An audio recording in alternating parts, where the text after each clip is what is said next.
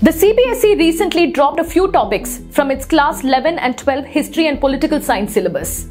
Letting go of some topics from a syllabus is not new.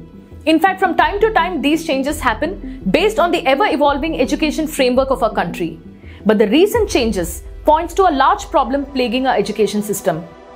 Is majoritarianism creeping into our education system? Are our school textbooks becoming a victim of communal politics? Are our classrooms being indirectly forced to drop democratic values, or are we reading too much into the recent chain of events? Let's unbreak this news. To answer these questions, we must first understand the nature of topics that have been dropped from the syllabus. We should also see if our country is seeing an increasing pattern of such cases.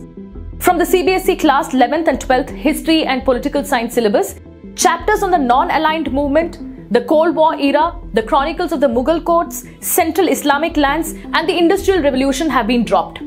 Excerpts from the translations of 2 Urdu poems by Faiz Ahmed Faiz have also been discarded from the section Religion, Communalism, and Politics. The 2 excerpts had been part of the curriculum for over 10 years. Even chapters on democracy and diversity have been dropped from the syllabus.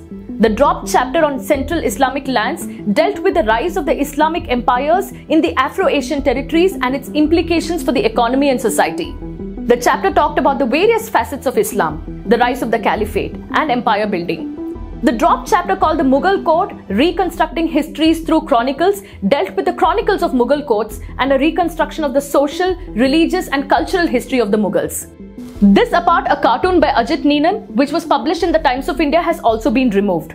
Now, this cartoon shows an empty chair, which carries a whole variety of religious symbols along with the caption, "This chair is for the CM designate to prove his secular credentials. There will be plenty of rocking."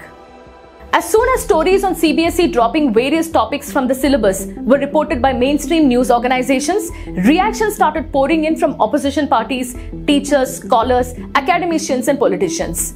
Teachers called it an irrational move that was made without consultations with the stakeholders. The Congress party's Rahul Gandhi tweeted a picture of a shredder, calling it Rashtriya Shiksha Shredder, that depicted the chapters that were being shed. Yogendra Yadav sent out a tweet that had a picture of the removed chapters on democracy and diversity, popular struggles and movement, and challenges to democracy. Yadav asked, "What is it that we are trying to hide from our children?" Bihar Education Minister Vijay Kumar Chaudhary was seen objecting to the changes. He said, PM Modi had recently opened a Prime Minister's museum to let the younger generations know about our country's history. He said our children should also learn about the non-aligned movement and the Mughal rule. There should be no bar on education. Meanwhile, RJD leader Tejasvi Yadav has said that this country is being run on the RSS agenda from Nagpur. It's obvious that RSS wants to implement its agenda in exchange for constitution. When asked about these changes in the textbooks, CBSE officials have maintained that the changes are part of the rationalisation process of the syllabus, which was in alignment with the recommendations of the NCERT, the National Council of Educational Research and Training. But this is not the first time such changes have taken place regarding syllabus in our schools' textbooks. Even in the past, the CBSE has been in the midst of several controversies for removing certain topics and chapters from school textbooks. In the past, a massive controversy erupted after the CBSE said that certain chapters on nationalism, secularism, federalism, citizenship and demonetization, which was part of the class 11 textbooks, would not be considered while assessing students, but at the same time, the CBSE said that the schools were free to teach these topics to the students if they wished to.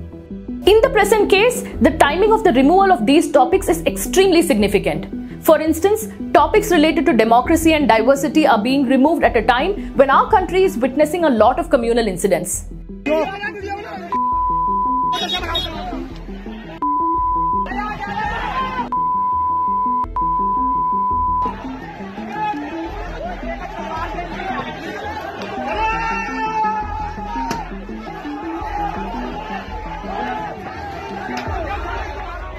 And what is the rationale behind removing chapters on democracy and diversity? In a recent public meeting, the Prime Minister had just spoken about the importance of preserving the democratic values of our country. साथियों, भारत लोकतंत्र की जननी है, mother of democracy है।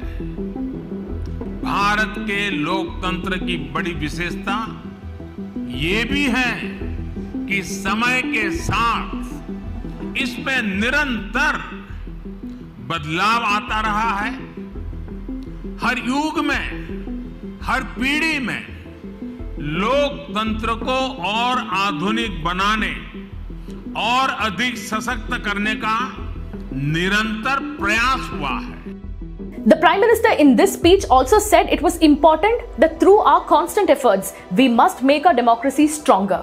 इसलिए हमारा भी ये दायित्व है कि अपने प्रयासों से हम लोकतंत्र को और ज्यादा मजबूत करते रहें। आज जो भी चुनौतियां हमारे लोकतंत्र के सामने हैं, समय के साथ जो भी कमियां घर कर गई हैं, उन्हें दूर करते हुए हम आगे बढ़े। ये लोकतंत्र की भी इससे हमसे अपेक्षा है और देश की भी हम सभी से अपेक्षा है। So why are these changes being made? Is there a pattern to this, or are these just one-off instances? In our country today, we are witnessing a situation where on one hand, when democracy and democratic values are being removed from school textbooks, on the other hand, various state governments are filling our textbooks with Hindu religious and mythological stories. Recently, we reported how the Gujarat government had decided to teach the Bhagavad Gita to school students between classes 6 and 12.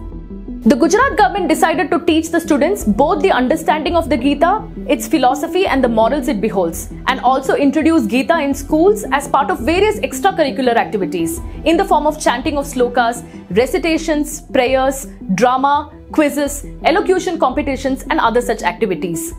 In fact, the Union government had also told the Lok Sabha with reference to an answer to a question in late December last year that the new education policy, the NEP, empowered schools to take up imparting lessons from the Bhagavad Gita if they so desired.